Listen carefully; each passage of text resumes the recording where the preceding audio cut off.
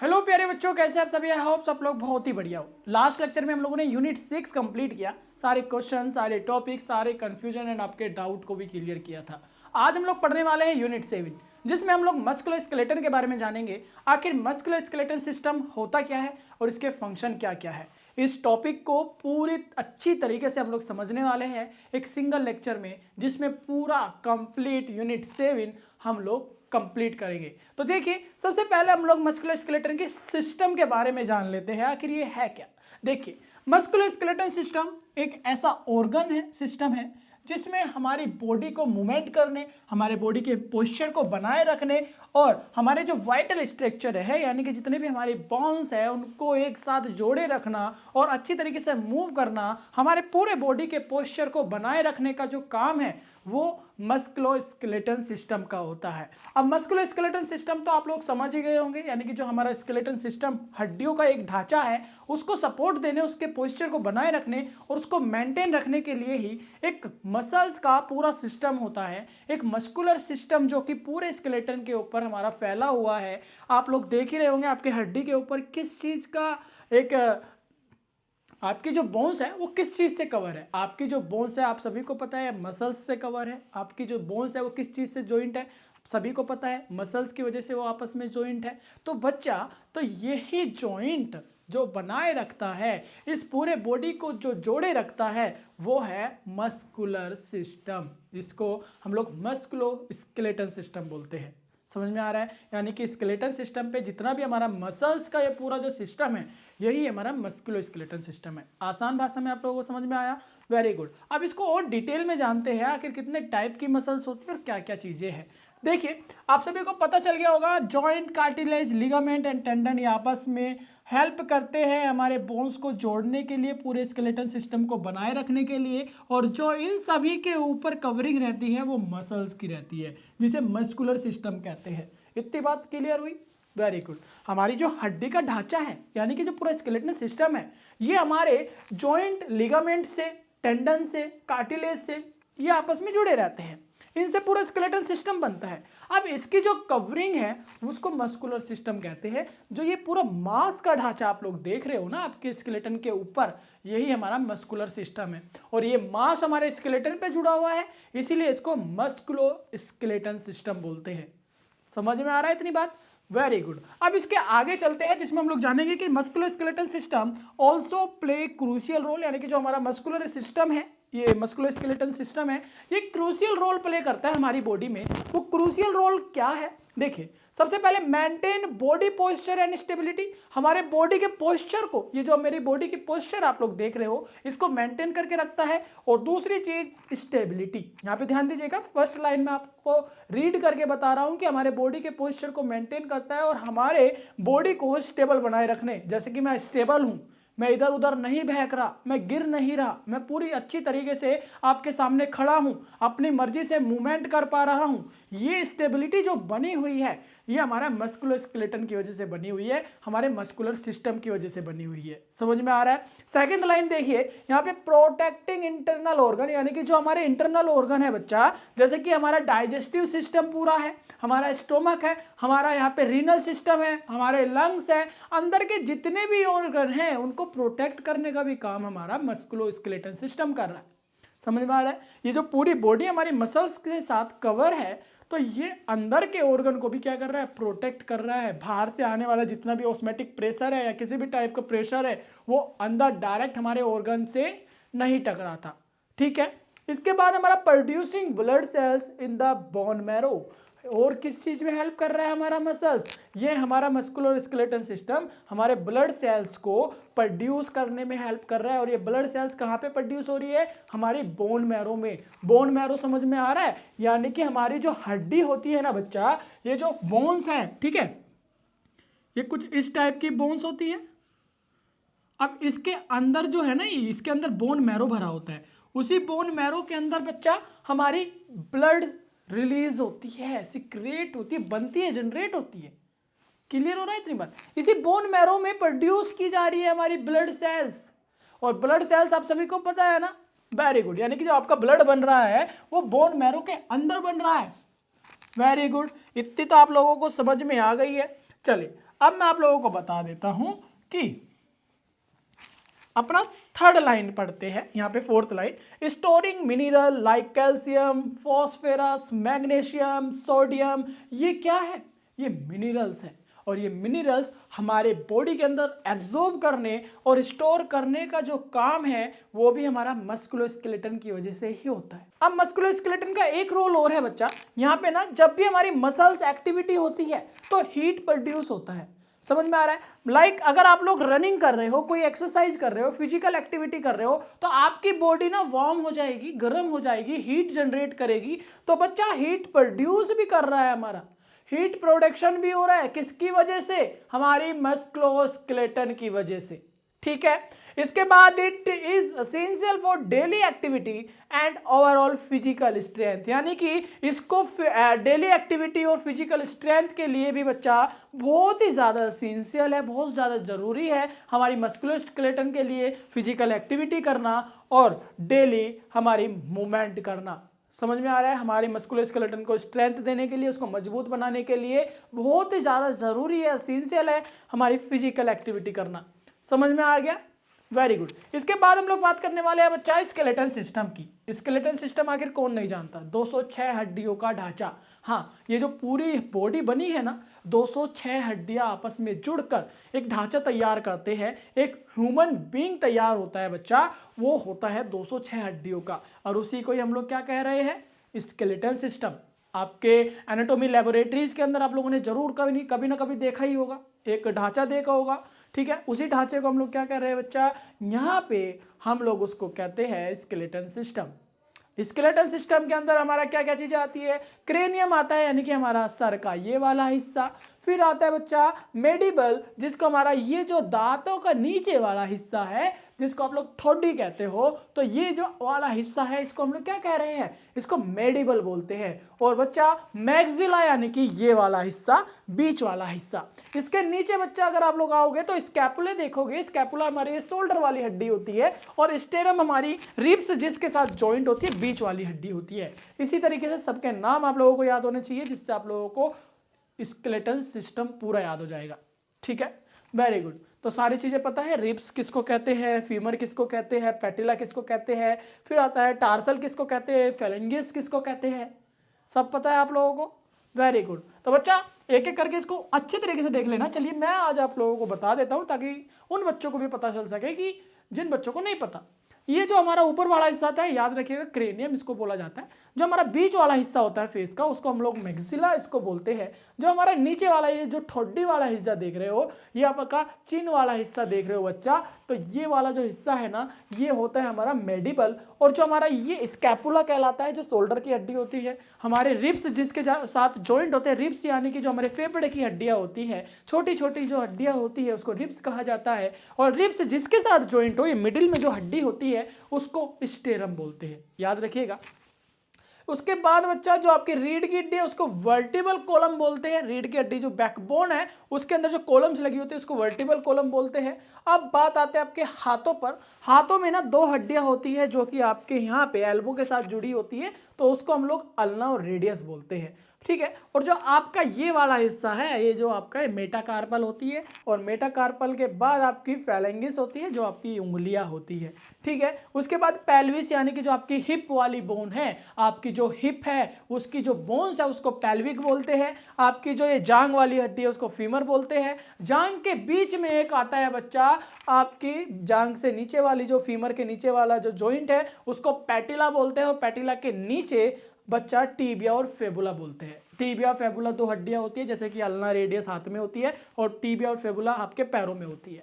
उसके नीचे आता है बच्चा, आप लोग ध्यान रखिएगा, जो आपका ये जॉइंट है ना पैर के नीचे का, जिसको आप लोग तलवा बोलते हो, तलवे के ऊपर, तो इसको टार्सल बोलते हैं। और फैलेंगिस किसको कह रहे हैं बच्चा? यहाँ पे पैर की उंगलियों को ही कह रहे हैं। और पैर की उंगलियां और जो ये टार्सल है, ये वाला जॉइंट, और बीच वाला जो है वो हमारा क्या कहलाता है? मेटाटार्सल। समझ में आ रहा है? ये तो हाथ वाले को बोलते हैं कार्पल, मेटाकार्पल। अब इसके जो पैरों की बात करेंगे तो उसको टार्सल और मेटाटार्सल बोलते हैं, याद रखिएगा। ठीक है, चलिए ये तो आप लोग याद कर ही लोगे, बहुत ही इजी है और बहुत से बच्चों को याद भी होगा। अब हम लोगों को जानना है कि इसके मेन कंपोनेंट क्या होते हैं। देखिए, मस्कुलोस्केलेटल सिस्टम और जो हमारा स्केलेटन सिस्टम है, इसके जो मेन कंपोनेंट है उसको जानना बहुत ज़्यादा जरूरी है, जिससे हमारा पूरा मस्कुलर स्केलेटन और जो ये पूरा स्केलेटन सिस्टम है उसके अंदर क्या क्या चीज़ें जुड़ी होती है और क्या क्या चीज़ें आती है आप लोगों को पता होना चाहिए। सबसे पहले हमारी हड्डियाँ, बिना हड्डियों के स्केलेटन सिस्टम बन ही नहीं सकता। उसके बाद हमारा मसल्स आती है, ये मसल्स हमारी मांसपेशियाँ जो कि हड्डियों की कवरिंग होती है, हमारे अंदर के ऑर्गन को बचाती है और सारी चीज़ें हम लोगों ने जाना, उसके फंक्शन के बारे में जाना, हमारे अंदर के ऑर्गन को बचाती है, उसको प्रोटेक्ट करती है, हमारी बोन्स को स्ट्रेंथ देती है, उसको स्टेबल करने के लिए, उसके पोस्चर को बनाने के लिए, ये हमारे मसल्स का काम होता है। इसके बाद हमारा जॉइंट आता है जो कि आपस में दो अलग अलग हड्डियों को, दो अलग अलग बोन्स को जोड़े रखता है। इसके बाद कार्टिलेज बच्चा, कार्टिलेज हमारी एक प्रकार की ऐसी हड्डी होती है जो कि बहुत ही फ्लेक्सिबल होती है, बहुत ही नरम होती है और ये हमारे फ्रैक्शन को रोकती है। फ्रैक्शन को रोकती है, फ्रैक्शन का मतलब होता है जो आपस में घर्षण होता है, जो कि हार्डनेस होता है, उसको कम करती है। इसके बाद हमारा लिगामेंट जो कि हमारे दो अलग अलग बोन्स को कनेक्ट करने में हेल्प करता है। ये लिगामेंट ही है जिसकी वजह से दो हड्डियां आपस में जुड़ी हुई होती है, जिससे जॉइंट तैयार होता है। जॉइंट हमारे मूवमेंट के लिए हेल्प होता है, दो अलग अलग मूवमेंट हमारी हड्डियां आपस में मूवमेंट कर सके, ये जॉइंट की वजह से होता है। और हमारा टेंडन जो कि हमारे मसल्स को बोन के साथ कनेक्ट करके रखता है। समझ में आया एक एक करके इनका क्या क्या काम है, अच्छी तरीके से यहाँ पे लिखा हुआ भी है, ठीक है। हिंदी इंग्लिश दोनों में मैंने इसलिए लिखा ताकि बहुत से बच्चे ऐसे भी है जिनको इंग्लिश समझ नहीं आती और बहुत से बच्चे ऐसे हैं जिनको हिंदी समझ नहीं आती, तो दोनों आपस में यहाँ पे समझ सकते हैं, दोनों लैंग्वेज में इसमें लिखा हुआ है। स्केलेटन सिस्टम यानी कि कंकाल तंत्र, कंकाल तंत्र के बारे में आप सभी लोग शुरू से जानते हुए आए हो। जब भी आप लोगों की बायोलॉजी स्टार्ट होती है तो सबसे पहले आप लोगों को कंकाल तंत्र ही पढ़ाया जाता है, यानी कि एक ऐसा हड्डियों का ढांचा जो कि 206 हड्डियों से मिलकर बनाता है एक एडल्ट लोग का, ह्यूमन का। आप सभी को पता है ये 206 हड्डियां स्टार्टिंग में जब हमारा इन्फेंट बेबी होता है, छोटा सा प्यारा सा बच्चा होता है, उसमें 206 हड्डियां नहीं होती बल्कि 270 हड्डियां होती है, मानोगे? बिल्कुल, ये बात सच है। 270 हड्डियों से बना होता है हमारा ये पूरा ढांचा, जो कि बाद में आपस में जुड़कर 206 हो जाती है। हाँ, जब छोटा सा एक प्यारा सा बच्चा होता है तो उसकी जो हड्डी या उसका जो कंकाल तंत्र होता है उसमें 206 हड्डियां होती है। और फिर बाद में जैसे ही वो धीरे धीरे बड़ा होता है, बड़ा होते होते फिर वो किशोर अवस्था में आता है, एडल्ट हो जाता है, तब जाकर उनकी 206 हड्डियां हो जाती है, क्योंकि कुछ हड्डियां आपस में जुड़ जाती है। क्लियर हो इतनी बात? Very good. चलिए इसके बारे में आपको डेफिनेशन के साथ बताते हैं ताकि आपको एग्जाम में भी प्रॉब्लम ना हो और आपके नोट्स भी यहाँ पे प्रिपेयर हो जाए। ये जो पूरा फ्रेमवर्क है और ये जो पूरा ढांचा है, ये हमारा bones, cartilage, ligament and joint से मिलकर बनता है। In an adult human, the skeletal system consists of 206 bone, while a newborn baby has around 270 bone. जैसे कि मैंने आप सभी को बताया था कि जो एडल्ट ह्यूमन बॉडी है उसके अंदर 206 हड्डियां पाई जाती है, लेकिन जब एक छोटा प्यारा सा बच्चा होता है तो उसका जो पूरा कंकाल तंत्र है वो 270 हड्डियों से मिलकर बना होता है। और ये 270 हड्डियां बच्चा बड़े होते होते आपस में इनमें कुछ हड्डियां जुड़ जाती है जो कि 206 रह जाती है। फिर ये पूरे 206 का ही हमारा ढांचा मरते दम तक हमारे साथ रहता है। क्लियर हुआ इतनी बात? इसके बाद हम लोग बात करेंगे कि ह्यूमन स्केलेटल सिस्टम दो भागों में डिवाइड होता है। अगर इसको आप लोग देखने जाओगे तो दो भागों में अलग अलग इसके भाग होते हैं। कौन कौन से भाग? एक्सियल और हमारा होता है अपेंडिकुलर। एक्सियल का मतलब होता है हमारा जो ये बीच वाला हिस्सा होता है, यानी कि स्कल और हमारा ये रिब्स स्टेरम वाला हिस्सा होता है, यानी कि जो हमारा रेस्पायरेटरी सिस्टम वाली जो बोन्स है, रेस्पायरेटरी सिस्टम जिस बोन्स के अंदर, जिस ढांचे के अंदर हमारा ढका हुआ है और जो हमारा स्कल है, इसको हम लोग एक्सियल बोलते हैं। और बाकी की बची जितनी भी हमारी बोन्स है, जितना भी जो हमारा ढांचा है, वो हमारा अपेंडिकुलर बोलते हैं। ये दो भागों में बटा हुआ है, एक्सियल और अपेंडिकुलर। ध्यान रखिएगा, अगर किसी ने पूछ भी लिया स्केलेटन सिस्टम आखिर आपका कितने भागों में डिवाइड हुआ है, तो आप लोग बहुत आसानी से बता दोगे कि हमारा स्केलेटन सिस्टम दो भागों में बांटा हुआ है। एक होता है अपेंडिकुलर और दूसरा होता है एक्सियल। एक्सियल के अंदर आपका स्कल आता है, आपका चेस्ट आता है और आपका बच्चा वर्टिबल कॉलम आता है, यानी कि आपकी बैकबोन आती है। ये तीन चीजें ही आपके एक्सियल ढांचे में आती है। इसके बाद अपेंडिकुलर के अंदर बाकी की बची जितने भी शोल्डर की हड्डियां होती है, पेल्विक होता है, आर्म्स होता है, हैंड होता है, लेग होता है, आपके फीट होते हैं, ये सारी हड्डियां, ये सारा जो बाकी का बचा ढांचा है, ये आपका अपेंडिकुलर भाग में आता है। ठीक है, दो भाग आप लोग बहुत आसानी से बता दोगे, एक्सियल और आपका पेंडिकुलर। एक्सियल यानी कि मिडिल वाला हिस्सा, और बाकी का जो बचा हिस्सा है, बाकी का बचा जो भाग है वो अपेंडिकुलर में आता है। जो हमारा अपेंडिकुलर स्केलेटन सिस्टम है उसमें कौन कौन सी बोन आती है, बाकी के बचे बोन्स अगर आप लोगों को 206 हड्डियों के नाम याद है तो बहुत आसानी से आप लोग बता दोगे अपेंडिकुलर में कौन सी बोन्स आती है और एक्सियल में कौन सी बोन्स आती है। देखिए एक एक करके हम ही आप लोगों को बता देते हैं कि अपेंडिकुलर स्केलेटन सिस्टम के अंदर 126 बोन आती है, जो कि आपकी अपर लिम्ब, लोअर लिम्ब, पोर्टियल गार्डिल और पेल्विक गार्डिल ये आता है। अपर लिम्ब के अंदर क्या क्या चीजें आएगी, आपकी शोल्डर आएगी, आपके हैंड आएंगे।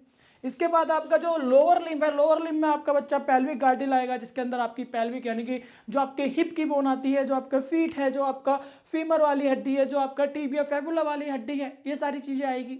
इसके बाद बच्चा आती है हमारा पेक्टोरियल गार्डिल, जो कि आपका बीच वाला हिस्सा है, और पेल्विक गार्डिल के अंदर नीचे वाला हिस्सा आता है। बच्चा अब इसके फंक्शन की अगर मैं आप लोगों को बात करूं, यानी कि जो आपका अपेंडिकुलर वाला भाग है ये क्या काम करता है जानना काफी ज्यादा जरूरी है, बहुत ज्यादा इंपॉर्टेंट है। अपेंडिकुलर बच्चा या आपके लोकोमोशन एंड मूवमेंट में हेल्प करता है। दो काम है इसके, कौन कौन से, एक तो है हमारे लोकोमोशन में काम करता है और दूसरा हमारे लिम्ब मसल्स को जॉइंट करने, अटैच करने के लिए काम करता है। ठीक है बच्चा, इतनी बात आप सभी को समझ में आई। चलिए अब बात करते हैं स्केलेटन सिस्टम के फंक्शन के बारे में। स्केलेटन सिस्टम हमारी बॉडी के शेप को प्रोटेक्ट कर रहा है, सपोर्ट कर रहा है, हमारे वाइटल ऑर्गन को, यानी कि जो हमारे इंटरनल ऑर्गन है, जितने भी हमारे बॉडी के अंदर ऑर्गन है उसको क्या कर रहा है बच्चा, प्रोटेक्शन दे रहा है। हमारे बॉडी के शेप को बनाए रखना और उसको सपोर्ट करने का काम है। तीसरा हमारा क्या काम है बच्चा, हमारे मसल्स को मूवमेंट कराने में भी हेल्प कौन कर रहा है, हमारे स्केलेटन सिस्टम कर रहा है। ब्लड सेल फॉर्मेशन, हमारा जो हेमेटोटॉपेसिस है, यानी कि जो हमारे बोन मैरो के अंदर हमारी सेल बन रही है, ब्लड सेल, उसमें भी हमारा स्केलेटन सिस्टम का ही हाथ है, क्योंकि स्केलेटन सिस्टम किससे बना हुआ है, हमारी बोन्स से बना हुआ है। और बोन्स से बना हुआ है, बोन के अंदर क्या हो रहा है, हमारी ब्लड का प्रोडक्शन हो रहा है, प्रोड्यूस हो रहे हैं। समझ में आ रहा है ना, वेरी गुड। फिर आते हैं मिनरल स्टोरेज, जितने भी कैल्शियम, फॉस्फोरस, ये सारी मिनरल्स है हमारी बॉडी के अंदर, उसको स्टोर भी कौन करता है, हमारे स्केलेटन सिस्टम की हेल्प से ही हो रहा है। फिर आता है हमारा fat storage in yellow marrow. हमारा जो फैट स्टेरो है ना बच्चा, फैट यानी कि जो हमारा वसा है, जो कि हमारा फैट स्टोर हो रहा है, वो भी कहाँ पे हो रहा है, हमारे बोन मैरो में, येलो मैरो में हो रहा है। ठीक है, वेरी गुड, ये भी आप लोगों को समझ में आ गया। अब बात करते हैं बच्चा हमारे फंक्शन ऑफ स्केलेटन सिस्टम के बारे में, एक एक करके हम लोगों ने इसकी बात की। फंक्शन ऑफ स्केलेटन सिस्टम बहुत अच्छी तरीके से समझ में आया कि ये हमारे ब्लड सेल्स को प्रोड्यूस कर रहा है, हमारे मसल्स के अंदर मूवमेंट देने में हेल्प कर रहा है, सपोर्ट देने में हेल्प कर रहा है, हमारे बॉडी को शेप देने में हेल्प कर रहा है। स्केलेटन सिस्टम ही हमारे मिनरल्स को स्टोर करके रखता है, हमारे मसल्स अटैचमेंट को हेल्प कर रहा है, और बच्चा हमारे बॉडी को शेप एंड सपोर्ट दे रहा है। एनाटॉमिकल पोजीशन की अगर हम लोग बात करते हैं, एनाटॉमिकल पोजीशंस का मतलब होता है कि हमारी जो बॉडी है वो किस पोजीशन में है, किस डायरेक्शन में है, तो उनके नाम और उनके टर्म आप लोगों को पता होने चाहिए। यहाँ पे मैंने एक पिक्चर लगाई हुई है जिसमें superior, inferior, medial, lateral, proximal, distal और superficial and deep, in terms का यूज किया हुआ है। इनका क्या मतलब है, सुपीरियर का क्या मतलब होता है, सुपीरियर का मतलब होता है ऊपर की ओर, यानी कि अगर मैं एकदम स्ट्रेट खड़ा हूं तो वहां पे जो आप लोग टर्म यूज करोगे, यानी कि एक एनाटॉमिकल टर्म यूज करना है आप लोगों को, सुपीरियर यानी कि सामने की ओर, ऊपर की ओर।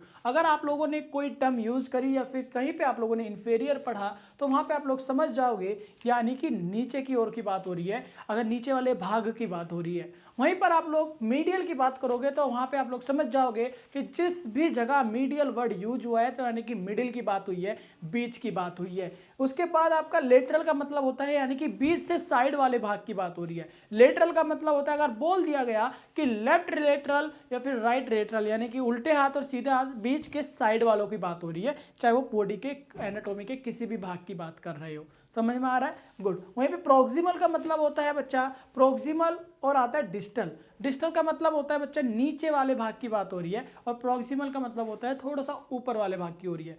प्रोक्सिमल यानी कि जैसे कि अगर मैं बात करूं कि जो हमारा लीवर है, लीवर के ऊपर हमारा क्या होता है, लीवर के ऊपर हमारा हमारा लंग्स प्रेजेंट होता है, तो आप लोग वहां पे जो लंग्स, जब आप लोग वर्ड यूज करोगे लीवर को अटैच कर कर, तो आप लोग प्रोक्सिमल लिखोगे। ठीक है, अगर आप लोग बताओगे कि लीवर कहाँ पे प्रेजेंट होता है तो वहां पे आप लोग क्या डिस्टल यूज करोगे, यानी कि हम हमारा जो लीवर लोकेटेड है वो हमारे लंग्स से डिस्टल है, यानी कि जो हमारा लंग्स है उसके नीचे प्रेजेंट होता है, लोकेटेड रहता है। इसके बाद आपका सुपरफिशियल और आपका डीप आता है। सुपरफिशियल का मतलब होता है कि आप लोग जब चीज़ों को फैलाते हो, किसी साइड की बात करते हो, तब सुपरफिशियल का नाम का या टर्म का यूज़ करते हो।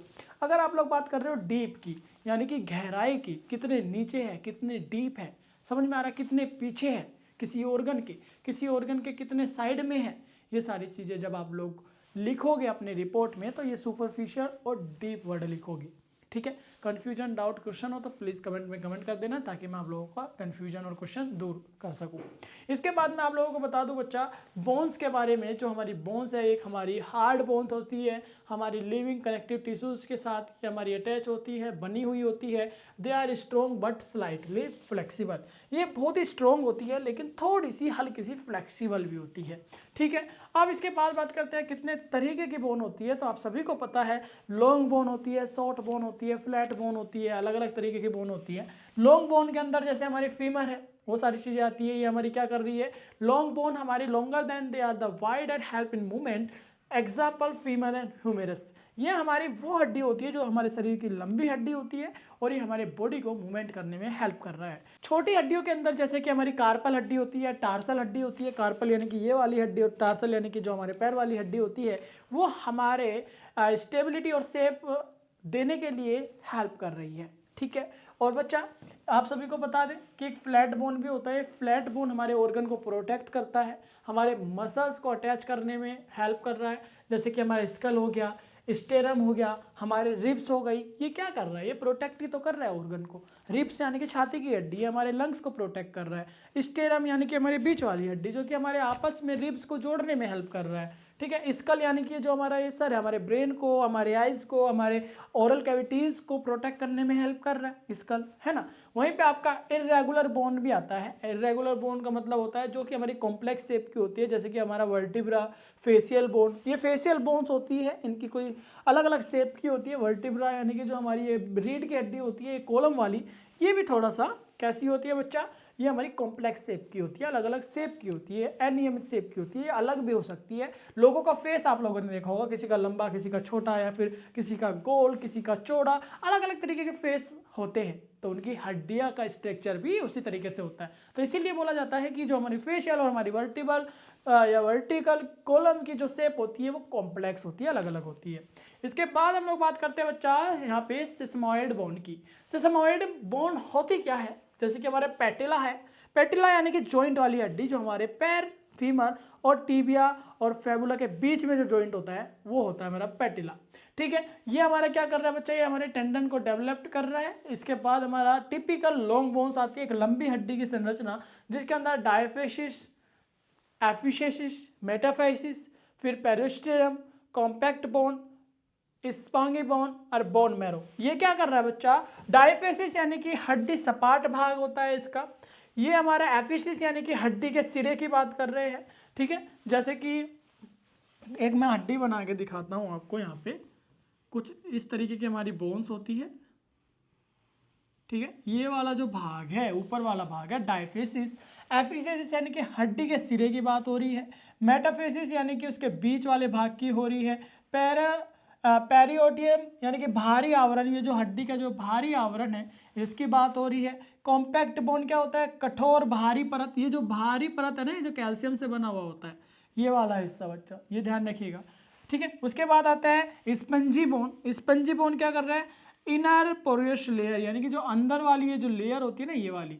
ठीक है, इस बोन्स की बात हो रही है। इसके बाद बात कर रहे हैं बोन मैरो। बोन मैरो इसके अंदर जो भरा हुआ होता है, बोन मैरो इसके अंदर का जो मटेरियल है, जो हमारे रेड ब्लड सेल्स को या फिर हमारे पूरे ब्लड को ही प्रोड्यूस करता है, उसी की यहाँ पे बात हो रही है। इनके अलग अलग नाम से जाना जाता है। जब भी हड्डी को डिफाइन करोगे तो आप लोगों को ये नाम याद होने चाहिए। ठीक है, ये नाम याद होने चाहिए और उनका काम भी याद होना चाहिए। क्लियर है बच्चा। बोन ग्रोथ की बात करते हैं। बोन ग्रोथ यानी कि दो तरीके से होता है, एक तो लंबाई में और उसकी एक मोटाई में।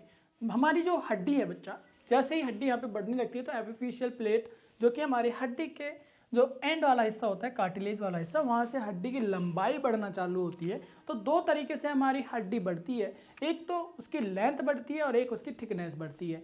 अब इसके बाद एक टॉपिक और आता है हमारा ऑफिफिकेशन का, यानी कि अस्थिकरण। किस तरीके से इस हड्डी का निर्माण हो रहा है, किस तरीके से हड्डियाँ बढ़ रही है, किस तरीके से उसकी मोटाई बढ़ रही है, किस तरीके से हमारी हड्डी की फॉर्मेशन हो रही है, इसको अस्थिकरण कहते हैं। इसको बहुत अच्छी तरीके से समझना। देखिए, ऑसिफिकेशन एक ऐसी प्रकार की प्रोसेस होती है जिसमें हमारी बोन फॉर्मेशन होती है, हड्डी बनती है। इसके अंदर बच्चा सॉफ्ट टिश्यूज के अंदर जैसे कि हमारी कार्टिलेज, हमारी कनेक्टिव टिश्यूज होती है, जिससे हमारी बोन की फॉर्मेशन होना चालू होता है। हमारी जो हड्डी बनती है वो हमारी कनेक्टिव टिश्यू और कार्टिलेज से मिलकर बनती है, और इसी के अंदर प्रोसेस होती है। उस प्रोसेस को भी हम लोग जानने वाले हैं, जिससे हड्डी की फॉर्मेशन होती है, हड्डी बनना तैयार होता है। ठीक है, तो बच्चा यहाँ हमारा जो कनेक्टिव टिश्यू है और जो कार्टिलेज है, इसी में प्रोसेस होती है, फिर ये कन्वर्ट हो जाती है एक हार्ड बोन में, और जिसको हम लोग अपनी प्रॉपर एक बोन कहते हैं। और उन बोनों से बनकर बच्चा एक तैयार होता है स्केलेटन सिस्टम। बहुत सारी बोन्स, अलग अलग तरीके की बोन्स मिलकर 206 हड्डियाँ